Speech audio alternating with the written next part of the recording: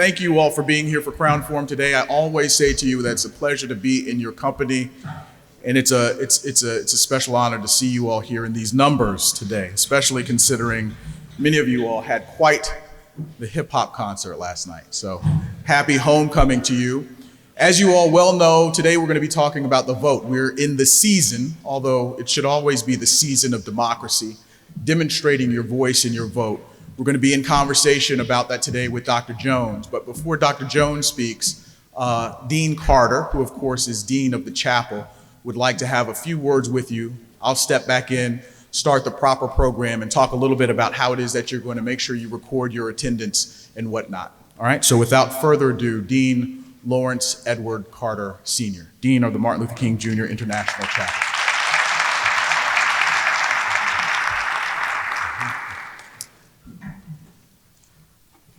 Young gentlemen, I want your attention just for a moment. I want to share with you something that has just happened.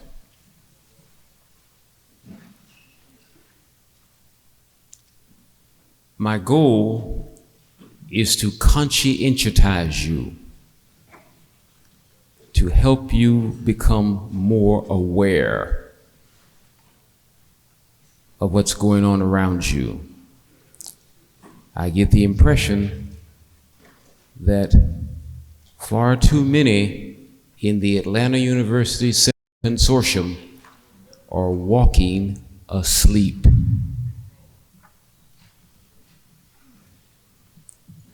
Yesterday, Archer Hall Gymnasium on our campus was open from 9 to 5 for early voting. I do not believe they reached 200 people. Even the president of our college, Dr. Thomas, stood in line to vote. But there were two events here in this space that were capacity filled.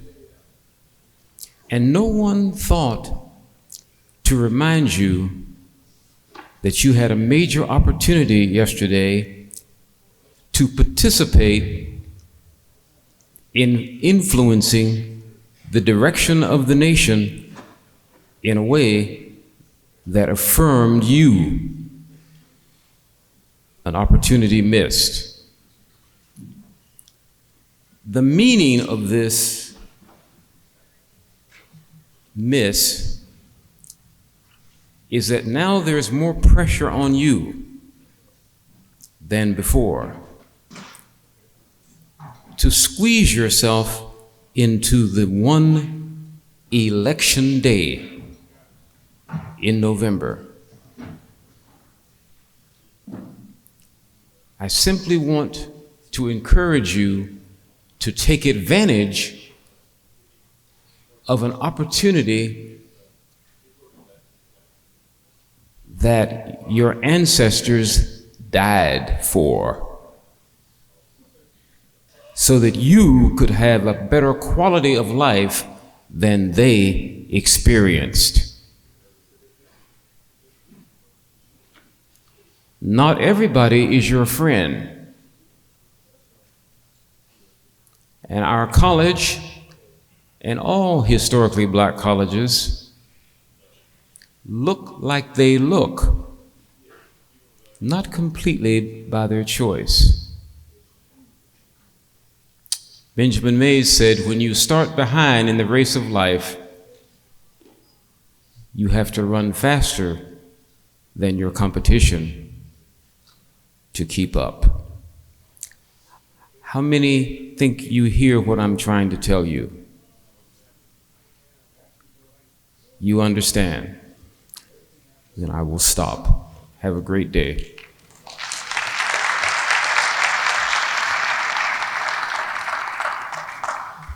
Thank you, Dean Carter. Again, gentlemen, it is great to see you on today. Thank you for being here.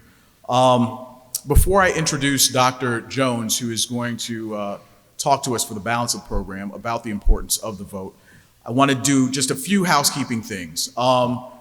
You will see these upon your exit, right? This is what you will need to scan to ensure that you get credit along with responding to the prompts on Blackboard today. This will be activated for a limited amount of time at the conclusion of Crown Forum. They will be put up as you exit Crown Forum on the glass windows or walls as they were, but they'll be presented out there so that you can scan quickly, fill in your name, your M number, who today's speaker is, which is Dr. Jones and her band, and also the seat number you're in, all right, the seat number. Do know that your seats go from A to HH, and the number is behind you. We're going to take great use of this refurbished chapel and these brand new seats to be able to enumerate them. Make sure you know your seat number and you're able to place that. All right? Thank you very kindly for that. So, without further ado, I would like to introduce Dr. Jones. Dr. Jones is a voting rights expert. She is over the political science or the pre-law program here at Morehouse College. You have seen her quite a bit even during your COVID times because of her expertise in voting and in her ability to explain and to communicate the import of demonstrating your vote in a dynamic way. So Dr. Jones, if you would come up and introduce your colleagues and be in conversation with us today. We thank you so much. Dr. Jones.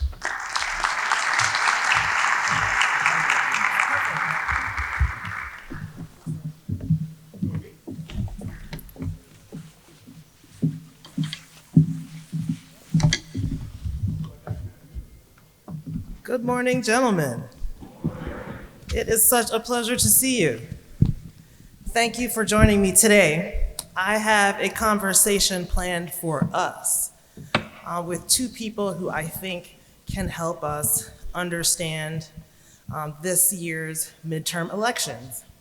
I never like to miss these opportunities without telling you that we are your pre-law department. We accept all majors, so come let us teach and train you to apply to law school if you are interested. Come get some experience on the moot court team. If you want to feel what being an attorney is like, please email me. Today, I have brought two guests, and I will start by introducing them and making something of an opening statement. And then I will ask them probably two questions each, and we'll have some conversation. And then I'm asking you to begin asking the questions that you have about elections generally, about this midterm specifically, about the 2024 elections. Yes? So I've got microphones on both sides. This one actually also moves. And my goal is to have you be in conversation with us so that it's not just us up here talking at you. So first of all, I have invited Sarah Tyndall Gazal, and she is a member of the Georgia State Election Board. Prior to her service on the election board, she was a senior policy advisor for the Democratic Party of Georgia. In 2020, she ran for a House representative seat in District 45 in the state. And importantly, she has visited Morehouse College in the past when she was the first in the nation voter protection director for our state, where they did groundbreaking work to advance voting rights. Sarah was full-time in that post, motivating people to turn out, making sure that the elections operated in a fair and fantastic way, and the work that she has done has been exported to other states for their use and to maintain the safety of their elections. Before being the voter protection director, Sarah was at the Carter Center for about a decade, where she worked internationally in Syria, Rwanda, Liberia, through the Carter Center. to promote peace, promote democracy, and to make sure that free and fair elections were held in other places. Sarah has a law degree from Emory Law School and a Bachelor of Arts degree from the University of the South in Sewanee, Tennessee. I also have your Morehouse brother, Mr. Howard Franklin, class of 2001. He is the president and CEO of Ohio River South, a government affairs firm that has served more than 500 clients across 9 southern states. In this role and others, he's led nonprofits, served in government, elected and lobbied public officials across 24 states and counting. He began his career leading a nonprofit for former Atlanta Mayor Maynard Jackson, class of 56, and he's given nearly a decade to public service, working for Mayor Shirley Franklin and serving as senior policy advisor to Georgia's largest county. In 2021, Mr. Franklin led the campaign that elected our now mayor, the 61st one, Andre Dickens, and he co-chaired the mayor's transition team.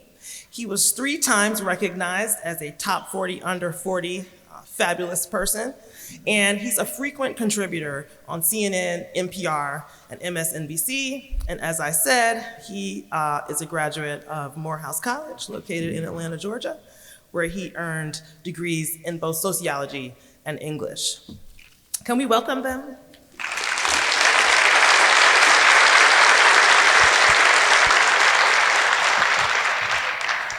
So I appreciate the dean's message, and I appreciate the knowledge that we did not effectively use the opportunity to vote early here on campus over the last couple of days, because you still have an opportunity to early vote, but what it means is that you're gonna need to travel to an alternative early voting site so that you can cast your ballot here in Georgia.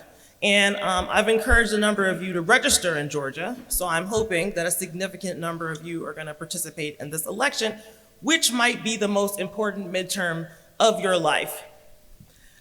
Generally, midterms, in terms of political science, are considered a referenda on the current presidential administration, so on the Biden administration.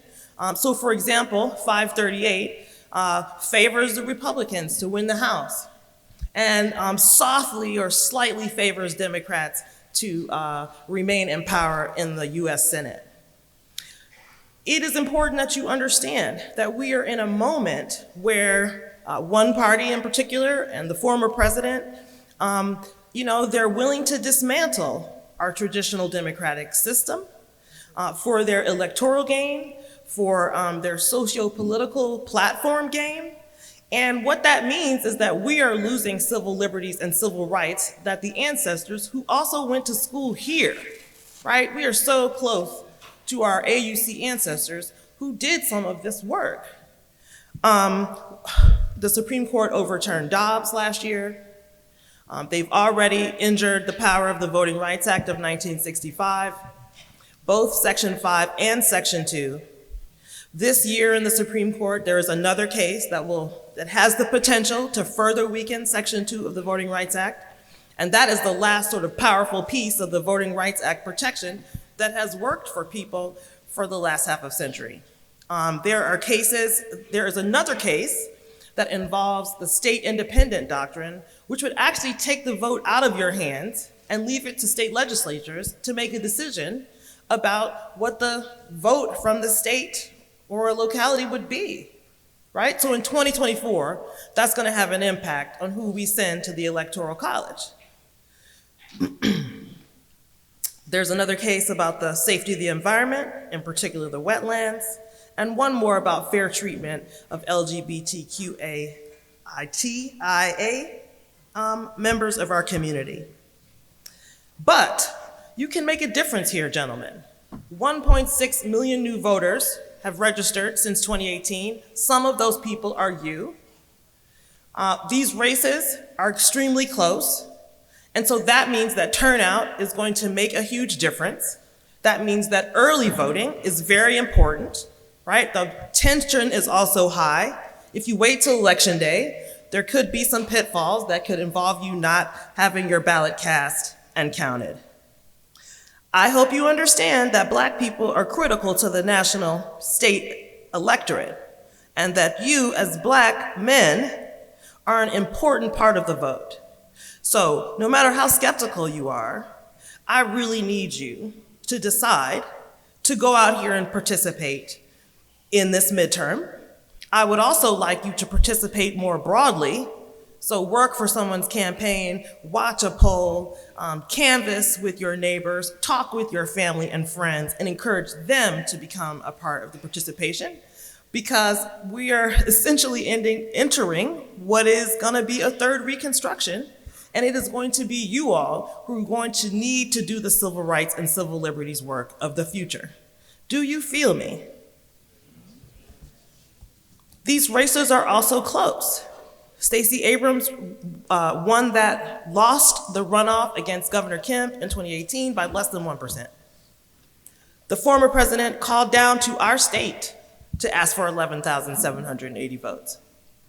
So these are small margins that you can contribute to making a decision about who is going to represent you at the state, local, and national level. Do you remember how fired up we were when George Floyd and Breonna Taylor were killed? Even in the middle of the pandemic, people got into the streets. This is this kind of moment, gentlemen. So I need you to get out here and do the participation that I'm talking about and the research that is necessary for you to mark a smart ballot, where when you get in there, you know who you're voting for. For your attendance today, my fantastic race and law class has prepared you something of a survey which provides you most, but not all, of the races here in Georgia, and includes summaries about what that office does and who those candidates are.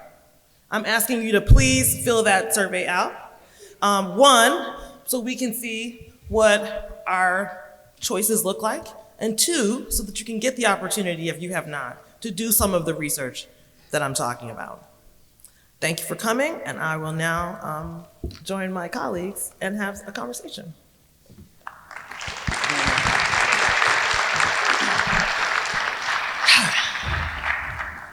Sarah Gazelle. I think we understand, a lot of us, that since 2020, voting law in Georgia has changed. And SB 202, which arguably was intended to suppress votes and make it more difficult for people to access the polls, includes a number of things that we're familiar with, like there's no watering of the lines, there is more of a requirement for absentee ballots, less access to drop boxes, right? I don't know if we realize, though, that it bans out of precinct voting on election day, so that you gotta be in your assigned precinct. And it decreases the time between the election and a subsequent potential runoff. But there are some very important pieces that surround the state election board and the positioning of the state Secretary of State.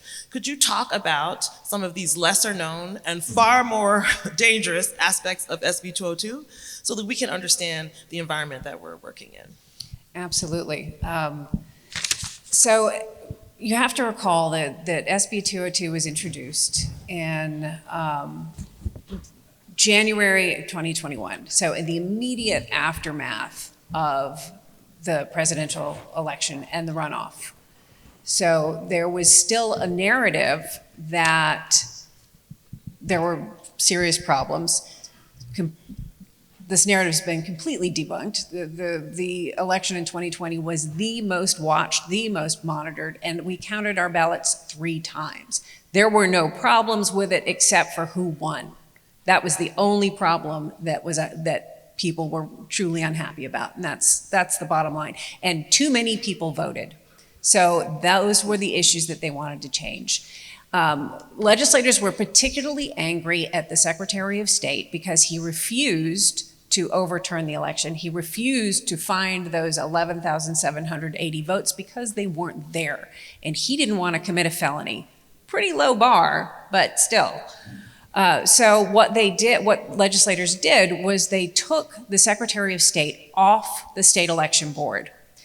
And initially, in the first proposals, they were going to just choose themselves a new chair of the state election board. Some of us went down there and argued very strongly about how that was a massive conflict of interests. So they created a position that was nominally independent in that whoever they chose could not have been involved in as a candidate or in a campaign for the previous 2 years. But they retained all the authority for the legislature itself to appoint that chair of the election board. So what that means is there's one person who's appointed by the Democratic Party, that's me, one person appointed by the Republican Party, one person appointed by the State House, one person appointed by the State Senate, and the chair is appointed by both the House and Senate together. What that means is I'm the Democrat on there, and the rest of them are not. We'll just put it there. And they're my colleagues, and I have to work with them. So I'm just going to put that out. And I am here as Sarah, not as a state election board member, but I also need to put that out there. I don't represent the board in what I'm saying here today. But one of the other authorities that was handed to the state election board was the ability to remove a county superintendent. And what that means, for the vast majority of counties, all 159, are headed by a board of elections. But if somebody, like if two legislators or the board itself thinks that that county board is not doing its job, we appoint a review board. And you might know that Fulton County is currently being reviewed by such a board, and we have the authority to remove that board entirely and appoint one individual. So why does that matter? Well, it is that one individual or that board who holds all of the authority to do exactly what you saw on campus here yesterday. The Fulton County Board happens to be a very voter-centric board, and it tries to create as many opportunities as possible to make voting easy and accessible. That's why Fulton County has more early voting locations than any other county per capita in the state. That's why Fulton County has these temporary roving locations on college campuses to make it easier, to lower the barrier, to lower the cost of voting. If the board is replaced by one individual, that one individual will be making all of those decisions. That one individual will be assessing voter challenges that challenge the right of tens of thousands of voters to remain on the voter rolls. That one individual will be determining whether or not to certify the election. That is incredibly dangerous. It is not an authority that I think the board should hold. We've always had the ability to go before a court, a neutral third party, to determine whether or not there needs to be more supervision over a county. But that has never been utilized to its full extent. But this is a highly politicized tool. I will say, the current board, with its current makeup, I am not concerned about, because I have a great deal of respect for my current colleagues, and I know that we are all facing issues and the law as they are written, and we are applying the law as written. However, look at who's on the ballot this year. You've got an election denier on the ballot who may head the Senate and could change that appointee. You've got lots of state legislators on the ballot who are not as rational, who could even change the face of the state house. That's another appointee. And the two of them together will be appointing the chair of the board. So I don't know what it's going to look like in 4 months. I don't know what it's going to look like in 2 years. So this is incredibly challenging and very concerning. So I'm going to alternate. I'm going to come back and ask you about local election rules. Why don't we just start off and talk about this race for Senate? For the first time, we've got 2 black male candidates, Herschel Walker and our very own incumbent, Senator Raphael Warnock. A lot of question has been expressed about whether or not Walker has the kind of experience that would serve him as a senator. And of course, Senator Warnock has served, has been the incumbent now for a time, so that people have an idea about his work in the Senate. Can you talk a little bit about the controversy and also about the race itself? Sure. So first off, let me just say how thrilled I am to be here. Dr. Jones, thank you for the invitation. Sarah, thank you for making the recommendation. Happy homecoming to all these men of Morehouse. I'll see you guys on Saturday. Separate from that, though, I do think, there was a real gamble that was made in choosing Herschel Walker to be the nominee for the United States Senate. And you got to think about this in a number of different ways. Obviously, Georgia has been at the center of the political universe for quite a while now, probably the better part of the last 4 years, and it remains so and probably will remain so for quite a while to come. Before I answer that question about the Senate race, as a moment to just acknowledge some context here, because, I was here in these August halls some 20 some odd years ago, and I never would have imagined that we would have a Morehouse man, our Morehouse brother, leading the ticket as United States Senator. And right below him, our Spelman sister leading the ticket as the nominee for governor. So, and on top of all that, I wouldn't have ever imagined that as we are in the final weeks of this election cycle, that the swing vote that everybody's talking about is Black men like the ones who are sitting here. I remember being in this chapel and being told to look to your left and look to your right and who wouldn't be here and what would happen.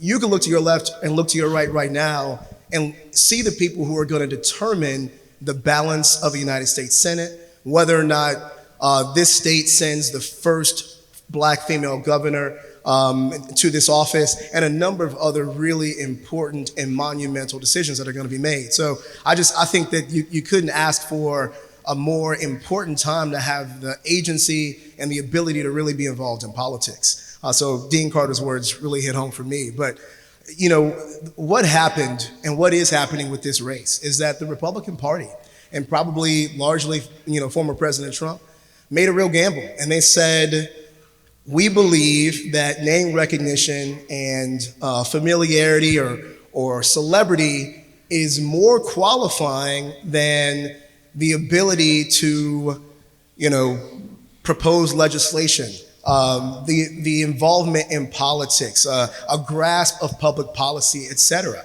And I think we have and will continue to see more candidates following the Donald Trump playbook, thinking that celebrity is really the only qualification they need in order to serve an elected office, whether they're serving themselves or serving the country. And so I just think it's really important to note how much Donald Trump has changed the way we think about politics, and even looking up and down the ballot in other states, who he has sent a clarion call out to, inviting to join this political fracas, and telling folks, hey, this is all the only qualification that you need. It's also worth noting for you here, all these young men who are getting this stellar education, who are preparing yourselves to be leaders, who are leading today, that there is no qualification to be involved in politics. There is none. There is no IQ test. I mean, in Georgia, we barely have a residency challenge. I think when Herschel Walker announced that he was running, he still lived in Texas. Yeah, it's pretty incredible. I haven't heard anyone talk about the fact that Herschel Walker does not live here. That he doesn't live here, but he's obviously a football hero and people remember that. So the important part to acknowledge here, and I promise I'll get to the actual Senate race itself, but the important part to acknowledge here is that every one of us can be making the change we want to see in the world through politics. There's literally nothing stopping us. And unfortunately, depending on your party, nothing has stopped some of the candidates who put themselves forward and who have a chance at this. And ultimately, I think even Republicans, the ones that I talk to, would acknowledge that Herschel Walker probably won't be a superstar in the United States Senate. He probably won't be chairing committees or proposing legislation or making the state of Georgia look good amongst the other 50 states that are represented in that body. But what they have rationalized is that they want control of this body because it's very important for a number of different things. For instance, The Senate is who makes judicial or approves judicial appointments. So the conservative movement for a very long time has been really fixated on controlling the judiciary. The 4 years of Donald Trump's presidency showed how important that can be. I think Democrats and progressives are just waking up to that fact. And there are a number of other things that are very important that come from this decision. So I don't think this would be a race were the stakes not this high. But because they are, it's all the more important for us to get into. I know you mentioned some controversy. We could probably talk more about We can that. get there. Yeah. Because I want to talk now a little bit about local elections, and the gentleman may ask you. Sure. You can provide more detail. So for you, I'd like to know, how does this SB 2 law change impact local counties? Because, we care about who the president is and who the governor is, but, often our local elected officials are the one who really matter. So you want to know the whole ticket. What kind of changes that might impact elections have happened in locals?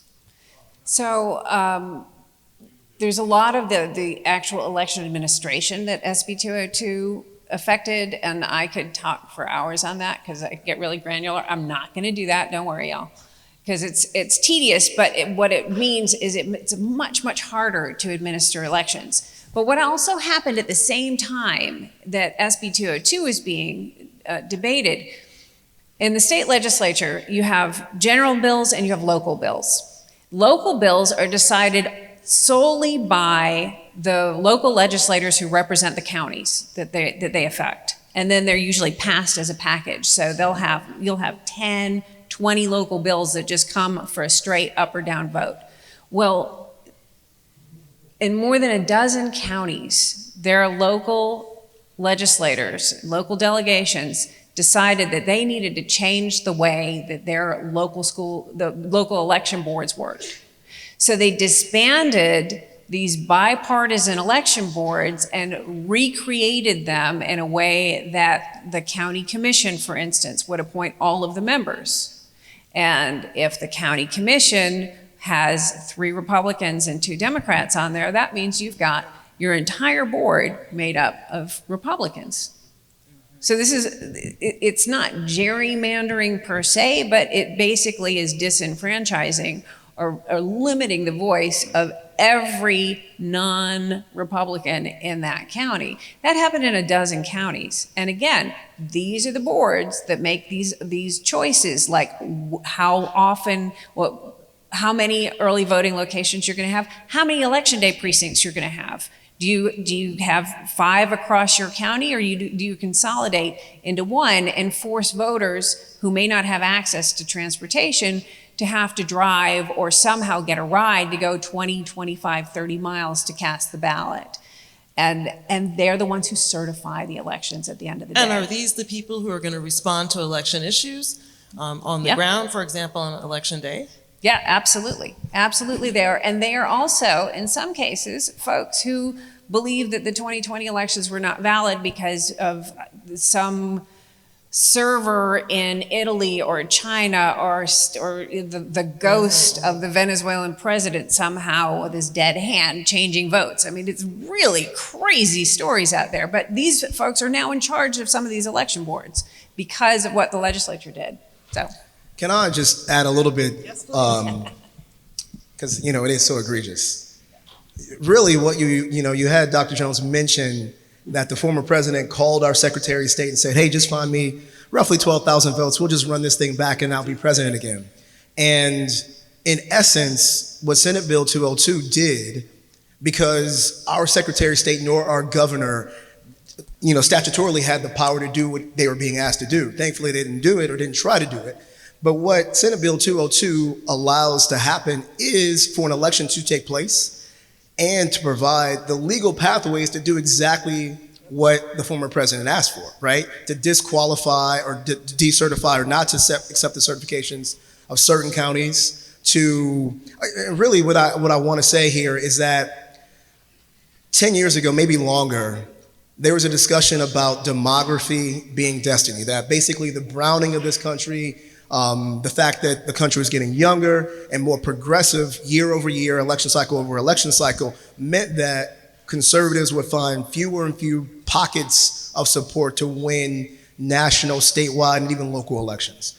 And what Senate Bill 202 and several other bills in 19 other or 18 other states across the country did is say, okay, we can't win the rules, or we can't win the game based on the rules that are in play. If we all have to take a foul shot from stripe, or we all get just 3 points when we shoot from outside the arc, we probably are not going to beat these guys. So what we're going to do is change the rules that will allow us to win the contest after the fact. And that's really, I mean, it's, again, diabolical. And a lot of folks make fun of the phone call that our Secretary of State recorded, and obviously, he demurred in this case. And we think it's nonsensical and that no one would ever have the gumption or the gall to try this again.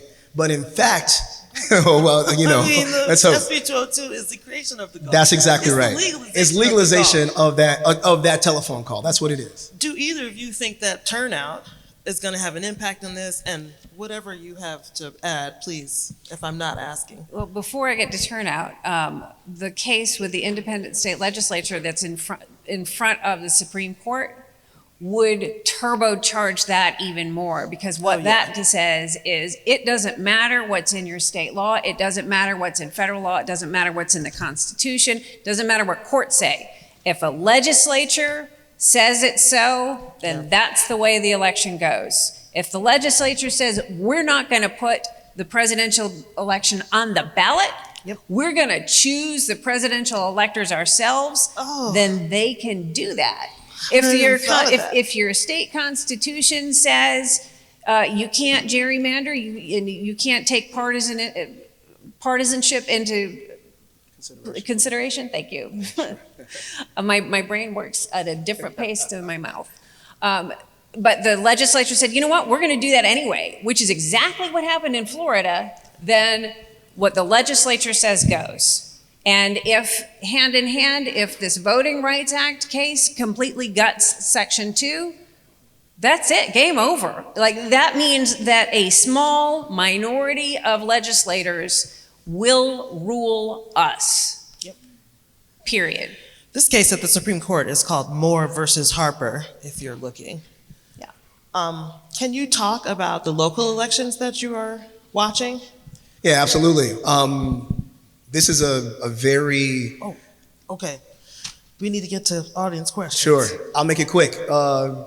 Incredibly important local elections, in large part to Sarah's earlier point.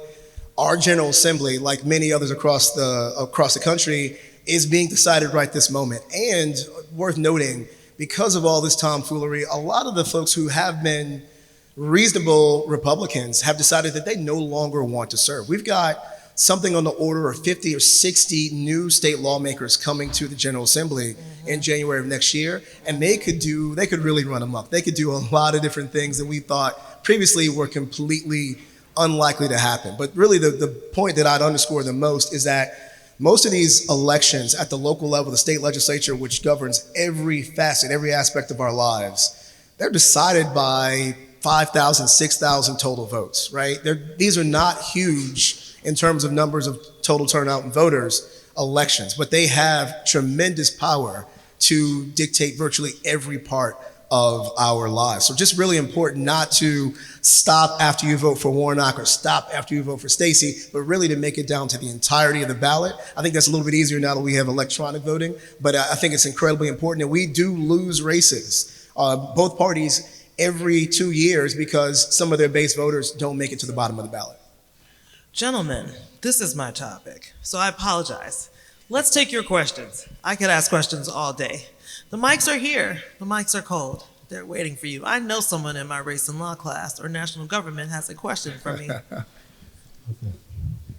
Hi, my name is Kyle Walker. Thank you for being here and speaking with us. So my question is, I find that due to an overabundance of information, especially through social media, it becomes increasingly difficult to make informed decisions on which representatives to choose, especially when the policies that we may support are very fragmented across different candidates. So my question for you is, how do you propose that younger voters make informed decisions and deal with our skepticism of the information? Yes, please. Either of you may start. Sure, I'm happy to take that on. I would say the same thing that's a problem is also provides an opportunity. And I agree and I understand exactly where you're coming from. What I would say is, and I'll just, remind you what I said earlier, politicians of every stripe are looking for the young men in this room. They are looking for their next aides. They're looking for their next staffers. They're looking for folks to run their canvases, to work on their campaigns, to even generally inform what voters that look like you, that come from the places you come from, that have shared experiences, what you think and how to help inform the decisions they're making. And so I would say that same social media that does promulgate a ton of disinformation also makes it incredibly easy to get to elected officials. So my career, and this is funny to say, some 20 some odd years ago, started because I met this city's first black mayor. And I did it because I showed up to something and I volunteered and someone made an introduction. And it literally led to me getting a job that, added tremendous benefit and value to what I was doing in my career. It boosted my salary and put me on a whole new trajectory. So I would just say, use social media to reach out to people that you want to get to know. And I would say most of them will be receptive and will want to hear from you and will want to find ways to engage you in the things that they're working on. Thank you.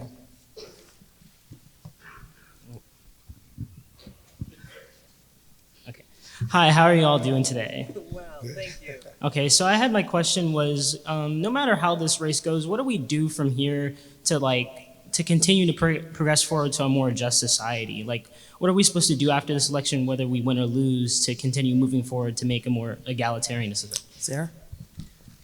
I think that is the best question that you could possibly ask, because here's the thing, voting is a muscle, and the more you exercise it, the stronger it gets. But voting is also your first step, right? Voting is making that reservation at a restaurant. Voting is making that first phone call. You have got to hold your public officials accountable.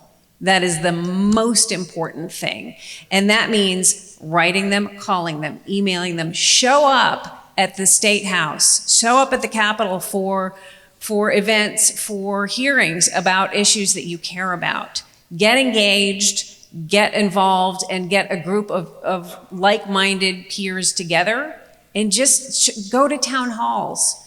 If you engage one-on-one with your elected officials, even if they don't represent where you live, if they're in this State House, they represent you. And tell them what you want to see. Tell them what you want your future to be. Tell them what paths they should be following in order to get the support of people like you. You hold so much power as a voter, and as an engaged voter, people give that power away when they sit back.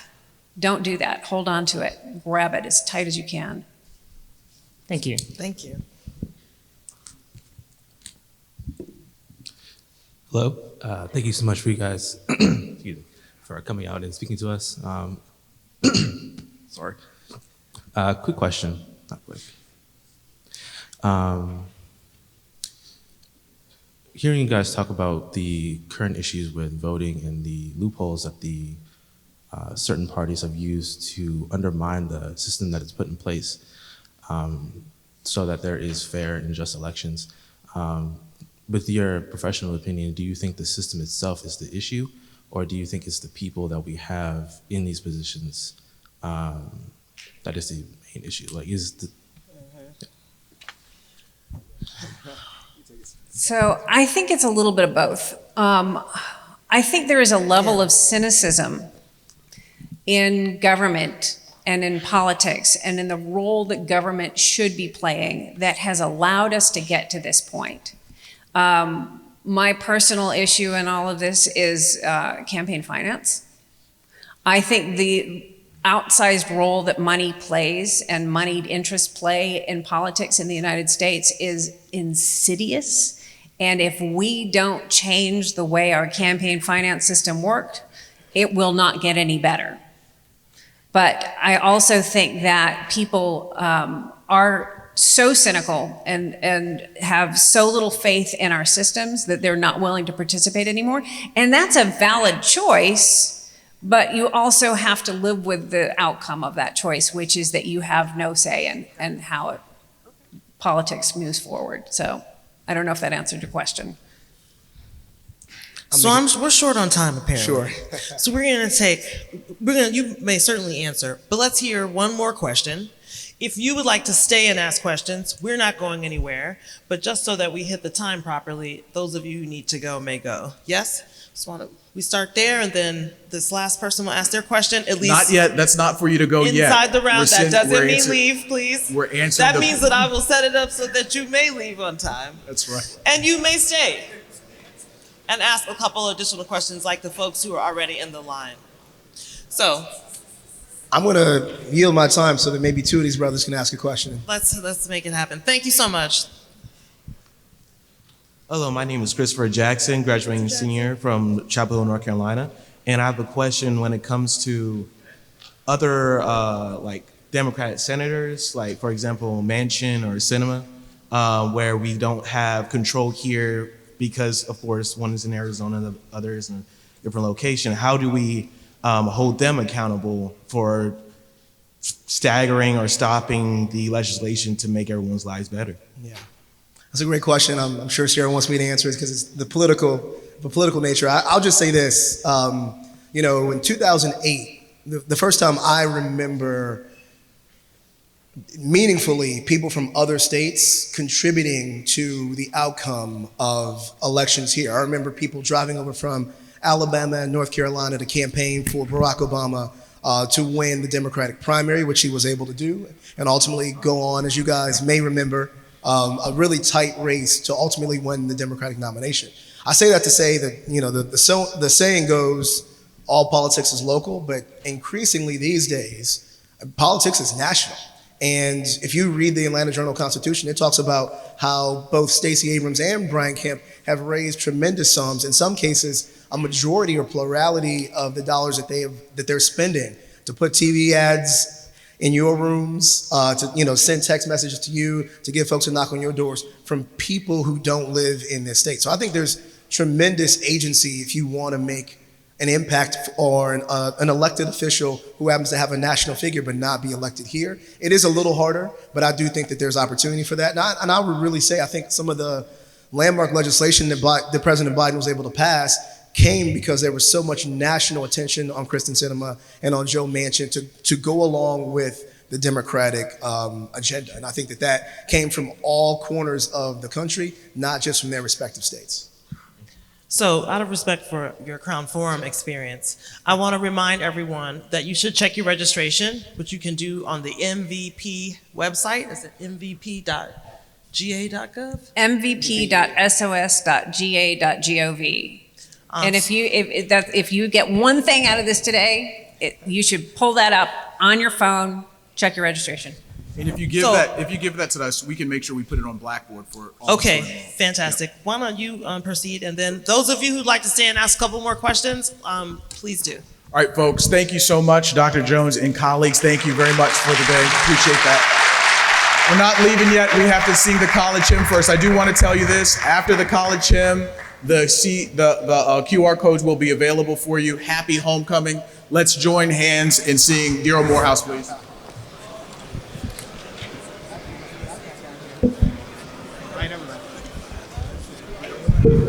Just hit you in the head with the thing.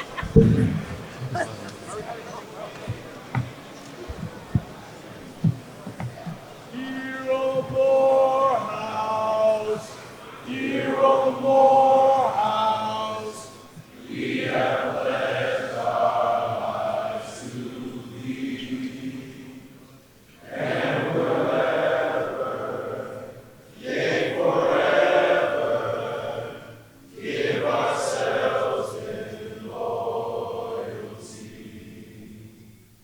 true forever,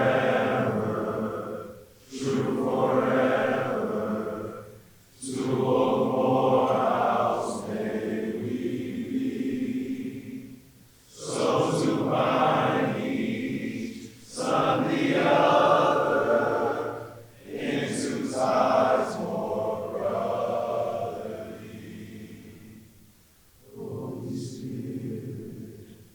Holy Spirit, look up!